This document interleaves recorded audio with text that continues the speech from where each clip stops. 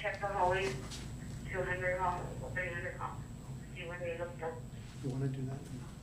You wanna go through that? She wants us to be checking. We're gonna let them do it on their own.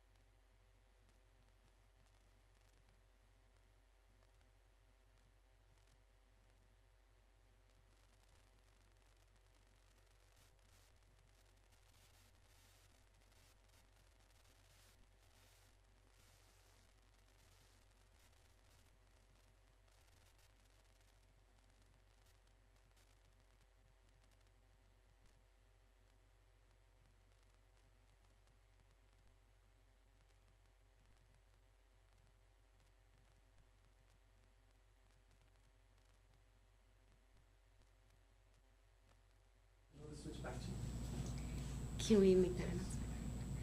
See? Front office. Good morning, Cubs. We should have already had enough time to go through our simple circle check-in. Teachers, thank you so much for leading that in the classroom. We are going to be going over our class meetings. So we want to make sure that teachers have the roster. Students will initial that they did sit through this presentation. Please help us by just making sure that they are paying attention. Thank you. Okay, so at Clint Junior, our mission is that we are committed to empowering every student to thrive academically and personally. We provide a supportive and inclusive environment that nurtures individual strengths and fosters critical thinking, encourages respect for self and others. Our goal is to inspire students to strive for excellence, build positive relationships, and equip them with the skills and integrity needed for lifelong success. Stand on this side. And we're going to skip this part, Cubs. But you do know the administrators. I am Mrs. Gallego, principal, and Mrs. Allen, our assistant principal. If you guys need anything, that is us. Come see us. Ready, sir? So our student expectations for attendance, definitely a big one because it changed, especially for our 6th graders. In elementary, you took attendance one time. This time, it's every single period. 8 or more unexcused absences do require the schools to file for court. You are also, if you are in Spanish class or Algebra 1, that is a class that is high school credit, so it also follows under the law for loss of credit if you have more than 8 absences, which means that if you take that class and pass it with 100 but have more than 8 absences, you still do not get credit and would either have to go to an attendance committee or retake the class. So be mindful of the attendance and your absences because it is counted for every single period in middle school.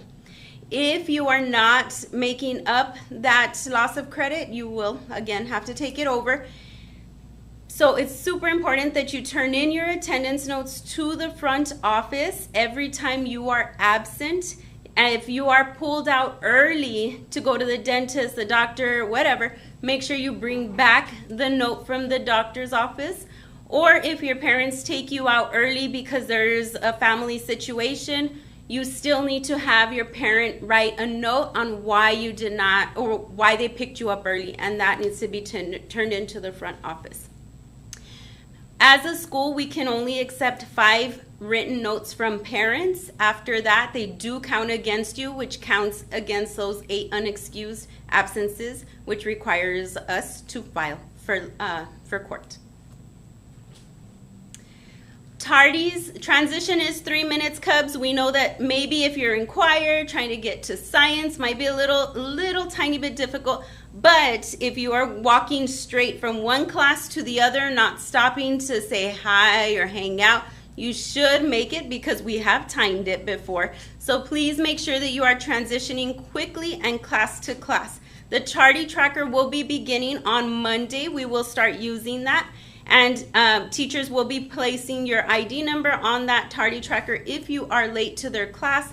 First tardy will be a warning. The second tardy will be a parent call. The third will be a possible consequence from the teacher. Fourth tardy is lunch detention for a week, and the fifth tardy would result in Friday night school every 3rd Friday of the month. And if you don't attend Friday night school, then it can result in SAC.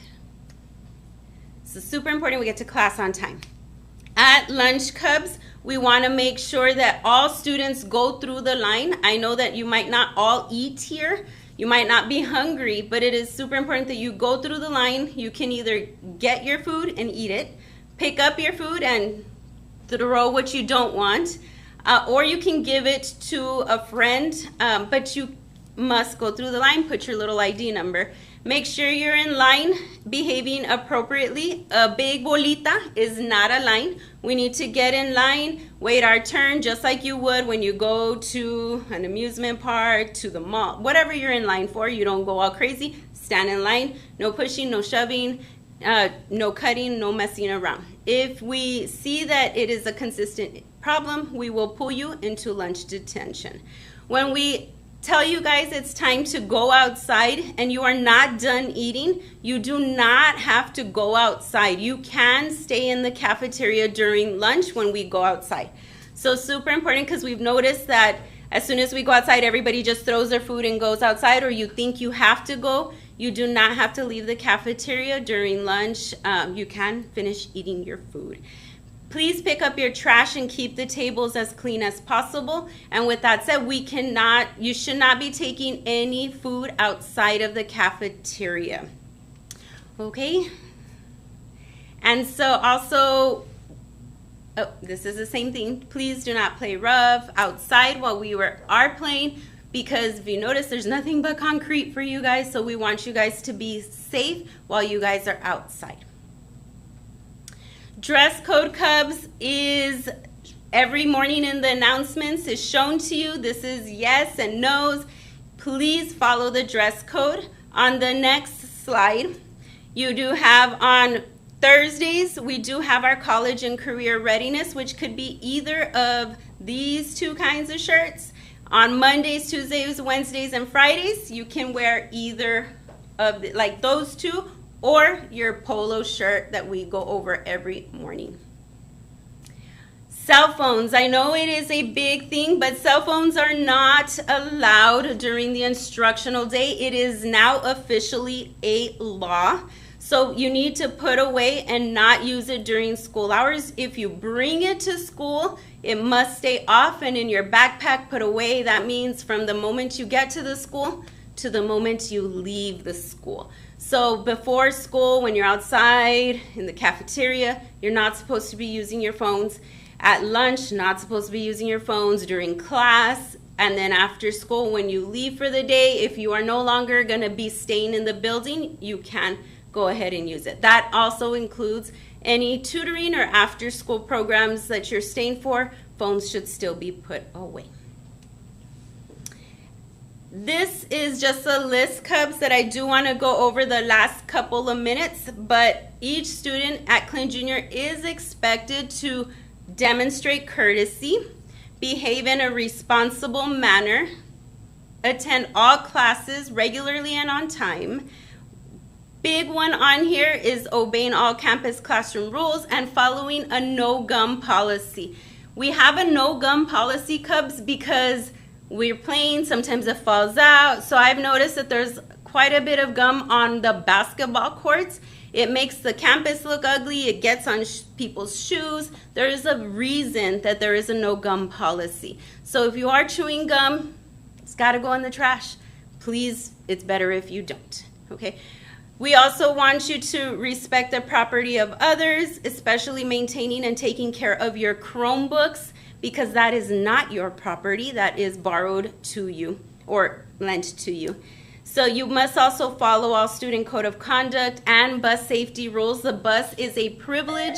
It is not required. So I will finish the rest of this tomorrow morning on the news, because we had just a little bit. Cubs, have a wonderful third period.